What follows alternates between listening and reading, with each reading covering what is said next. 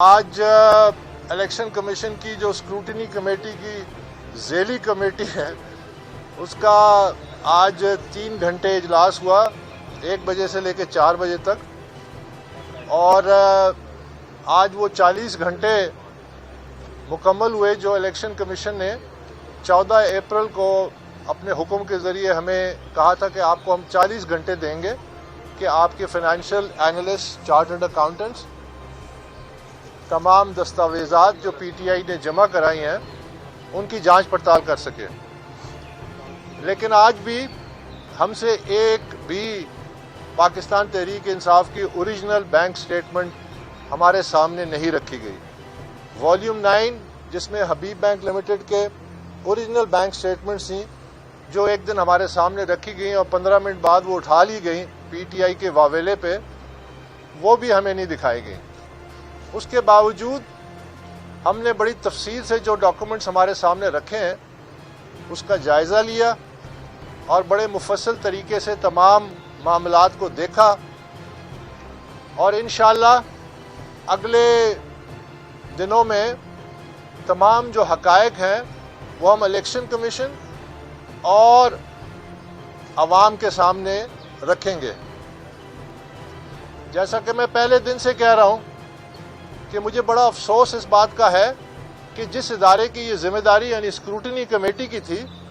وہ 3 سالوں میں یہ کام مکمل نہیں کر سکی، اور ہمیں انہوں نے 40 گھنٹے دیے، اور انشاءاللہ اس 40 گھنٹے میں بھی ہم جو رپورٹ سامنے لائیں گے، تفصیلات تو انشاءاللہ آنے والے دنوں میں سامنے آئیں گی۔ اتنا میں کہہ سکتا ہوں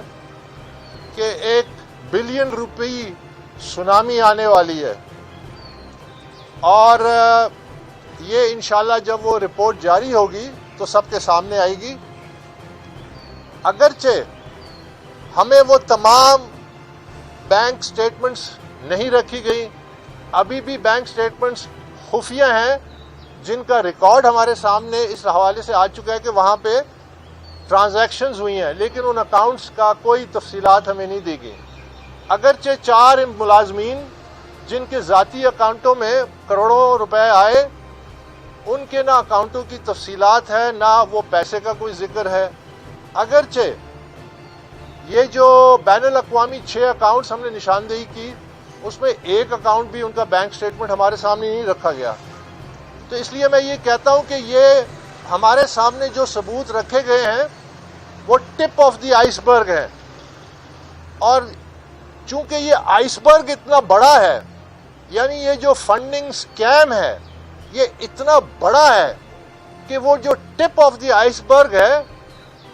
وہ جس طرح ٹائٹینک جہاز کو ٹپ آف دی آئس برگ نے ڈبویا تھا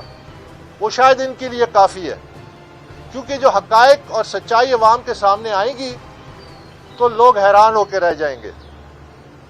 اور یہی ہمیں امید تھی، اور انشاءاللہ ہم آخری وقت تک مکمل تصویر عوام کے سامنے رکھیں گے۔ وہ اکاؤنٹس بھی حاصل کریں گے، چاہے ہمیں سپریم کورٹ جانا پڑے، ان کے پرائیویٹ ملازمین کے اکاؤنٹس کی جانچ پڑتال بھی کریں گے،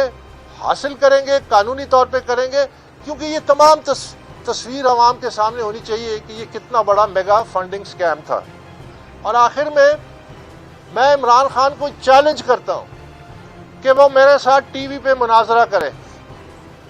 اور اس مناظرے میں